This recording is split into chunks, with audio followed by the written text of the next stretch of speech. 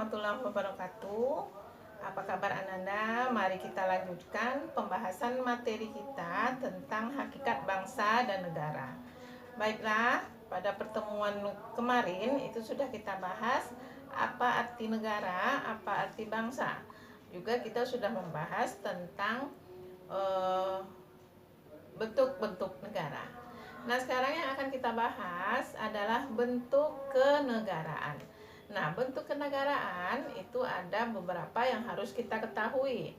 Bentuk kenegaraan yang pertama adalah kesatuan, serikat, kemudian koloni, perserikatan, uni, dominion, kemudian lanjut mandat dan protektorat. Nah, kita akan coba bahas satu persatu. Yang pertama adalah negara kesatuan.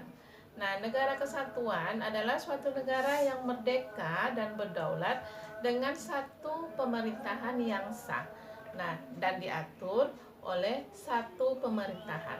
Jadi dalam arti kata, negara kesatuan ini mempunyai satu presiden yang mana nanti dia yang akan memberikan arahan, akan memberikan suatu kesepakatan dalam jalannya pemerintahan. Kemudian kalau negara serikat, nah negara serikat merupakan gabungan dari beberapa negara bagian di bawah satu pemerintahan. Jadi dalam arti kata, negara bagian atau negara serikat adalah suatu negara di mana di dalamnya terdapat negara-negara kecil. Kemudian negara koloni. Nah, negara koloni adalah suatu negara yang berada dalam kekuasaan atau jajahan negara lain dan belum merdeka. Jadi, negara koloni adalah suatu daerah jajahan di mana dia tidak merdeka dan dikuasai oleh negara yang menjajah. Kemudian perserikatan. Kalau perserikatan adalah kumpulan dari beberapa negara merdeka yang membentuk suatu perkumpulan atau suatu kelompok untuk bekerja sama.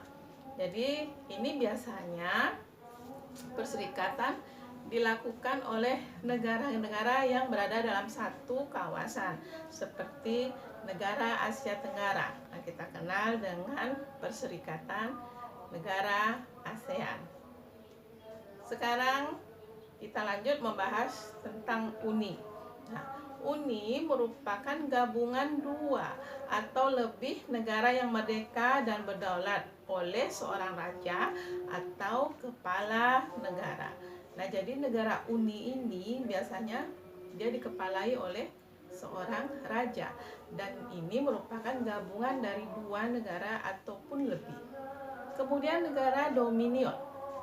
Negara dominion ini adalah merupakan suatu negara yang merupakan jajahan Inggris dan kemudian mereka merdeka lalu mengakui bahwa Raja Inggris itu sebagai rajanya.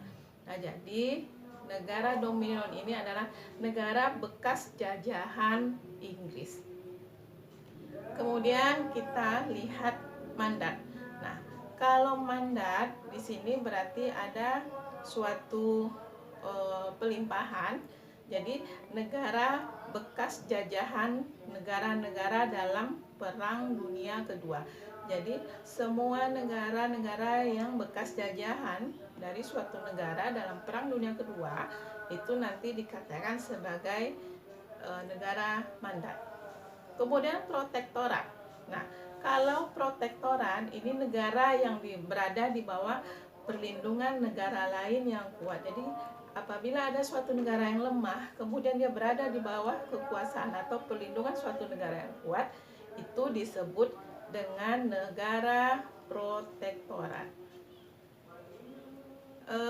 Kemudian kita akan bahas dengan tugas negara. Nah, tugas negara ini ada dua, ada tugas esensial dan ada tugas fakultatif. Kalau tugas esensial, ini tugasnya adalah untuk mempertahankan negara sebagai organisasi politik yang berdaulat. Nah, jadi nanti tugas negara itu untuk mempertahankan suatu pertahanan negaranya, suatu keutuhan negaranya, dia nanti mempunyai tugas internal dan juga tugas eksternal. Itu tergantung dari negara masing-masing. Nah, kalau yang fakultatif ini tugasnya lebih ke intern suatu negara. Jadi dalam arti kata, negara itu nanti dia akan membuat suatu negaranya menjadi negara yang sejahtera, negara yang makmur. Jadi dalam arti kata, dia mempunyai suatu kebijakan untuk memperbesar kesejahteraan umum, baik moral, pendidikan, sosial maupun ekonomi. Nah, lalu apa ya yang disebut dengan tujuan negara? Nah, tujuan negara ini sangat penting sekali. Karena apa? Karena apabila suatu negara tidak mempunyai tujuan, tidak mempunyai arah yang jelas, maka negara itu tidak akan bisa menjadi suatu negara yang makmur. Nah, tujuan negara Indonesia ini bisa kita lihat dalam pembukaan Undang-Undang Dasar 1945. Tujuannya adalah untuk melindungi segenap bangsa Indonesia dan seluruh tumpah darah Indonesia, memajukan kesejahteraan umum, mencerdaskan kehidupan bangsa, dan ikut melaksanakan ketertiban dunia berdasarkan kemerdekaan, perdamaian abadi, dan keadilan sosial. Nah, baiklah Ananda, hanya ini pembahasan kita. Kemudian untuk tugas, ada 2 yang harus dikerjakan. Tugas yang pertama, jelaskan tugas esensial dari negara Indonesia. Kemudian yang kedua, apakah tugas fakultatif itu sepenuhnya berada dalam tanggung jawab pemerintah? Demikian saja tugasnya, silakan Anda kerjakan. Pahami materi ini. Assalamualaikum warahmatullahi wabarakatuh.